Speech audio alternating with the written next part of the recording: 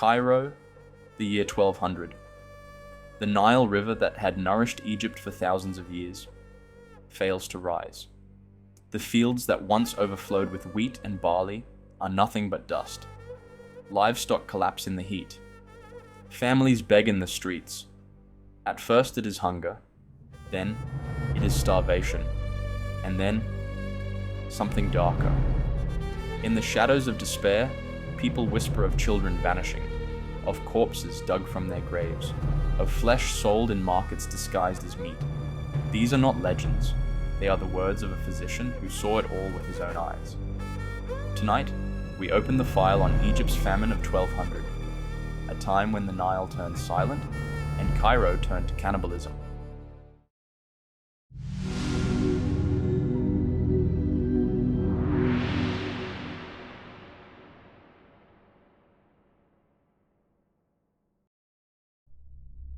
For most of human history, Egypt has been defined by the Nile. Every year, its floods brought black silt that renewed the fields and fed millions. Ancient kings built their power on its rhythm. Scribes tracked its waters like astronomers tracking the stars, and common farmers measured their lives by its rising and falling. Egypt's greatness, from the pyramids of Giza to the bustling streets of medieval Cairo, was impossible without the river. But around the year 1200 CE, that ancient rhythm broke. For several consecutive years, the Nile floods were disastrously low. Without water, the crops withered. The system that had kept Egypt alive for millennia collapsed in slow motion. What began as hardship soon became one of the worst famines in Egypt's history. Our story is preserved thanks to one extraordinary man, al-Latif al-Baghdadi. Born in Baghdad in 1162, he was a scholar of many disciplines: medicine, philosophy, theology, and natural science. He traveled widely, seeking knowledge wherever it could be found. When he came to Egypt, he was fascinated by both its ancient ruins and its living society. But his stay coincided with catastrophe.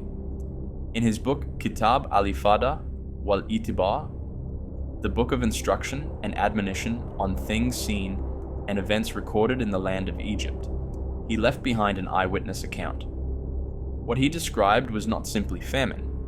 It was the collapse of social order, the breaking of humanity itself under the weight of hunger.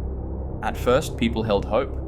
A single poor flood was not unusual. Egyptians had faced lean years before.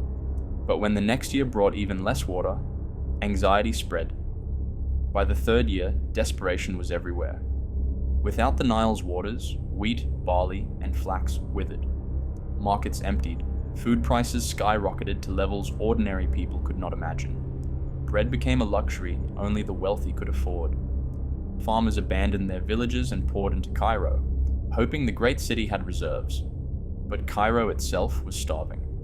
al-Latif notes how quickly normal life disintegrated. Families sold off possessions. Animals were slaughtered and eaten. When the livestock was gone, people ate weeds and bark. Eventually, there was nothing left.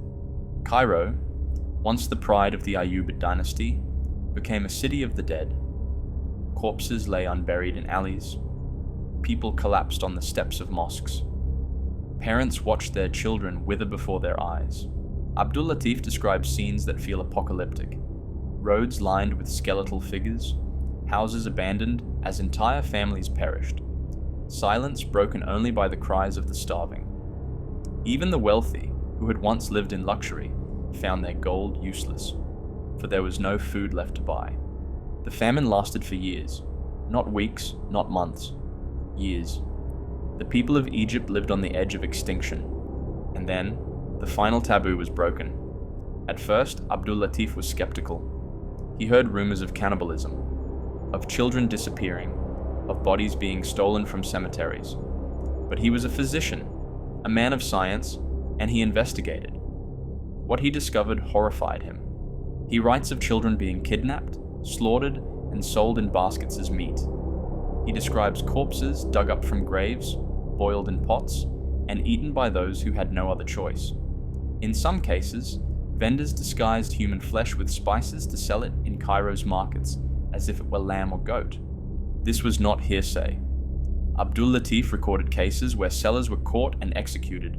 He interviewed witnesses, spoke with survivors, and confirmed with his own eyes what desperation had driven people to. Cannibalism was no longer a distant rumor. It was a terrible, undeniable reality. One of the most chilling aspects of his account is how cannibalism spread. Once the barrier was broken, it became a part of survival. Parents who had once sworn to protect their children now faced impossible choices. Neighbors who once prayed side by side began to fear one another. For al-Latif, this was as much a moral lesson as a historical record.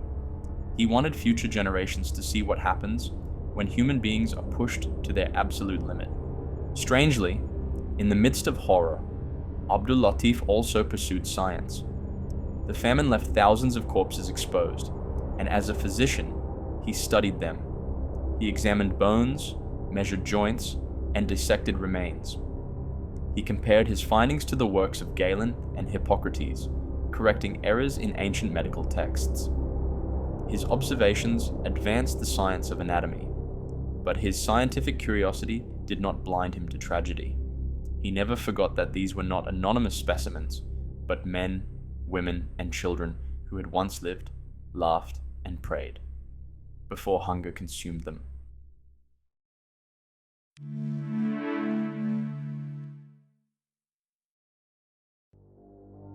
The famine's toll is difficult to imagine. Estimates suggest hundreds of thousands perished. Whole villages disappeared. Cairo's cemeteries overflowed. al-Latif describes how corpses lay so thick on the streets that burial became impossible. Dogs feasted on human flesh. The smell of death haunted Cairo. This was not simply a natural disaster. It was a breaking of Egypt's spirit. What makes this famine even more haunting is how it echoed Egypt's ancient fears. Thousands of years earlier, inscriptions like the Famine Stela had warned of what happens when Nile fails. Pharaoh Djoser, according to legend, faced a 7-year drought. Ancient Egyptians knew that without the river, their civilization would collapse. But in those stories, there was always resolution. The gods restored the flood, the priests made offerings, life returned.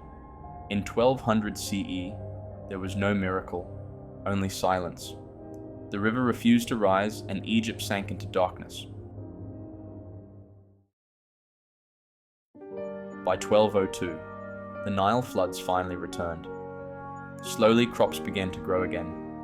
Survivors crawled back to life, though forever scarred. Families had been broken. Entire generations lost. The whispers of cannibalism lingered long after the famine ended. For Egypt, it was a wound that would not heal. For al-Latif, it was a reminder that civilization is fragile. His writings preserved not only the facts of the famine, but the lessons of it. That hunger can strip away everything: wealth, faith, morality, until nothing is left but survival. Cannibalism is one of humanity's deepest taboos. To commit it is to step outside civilization itself. That the people of Cairo, a city of scholars, merchants, and saints, were driven to such acts shows just how thin the veil of order truly is. al-Latif's account is not simply a medieval horror story. It is a warning that echoes through time. When the systems we depend on collapse, when the river of life runs dry, human beings may become unrecognizable. When hunger rules, nothing is sacred. Not the living, not the dead. Egypt's famine of 1200 was not just a tragedy. It was a glimpse of how fragile our humanity truly is. This has been Ethos. If you enjoyed this video and crave more like it, consider subscribing. These videos take a lot of time and care to create, and as always, take care of yourself, the people around you, and let's keep learning together.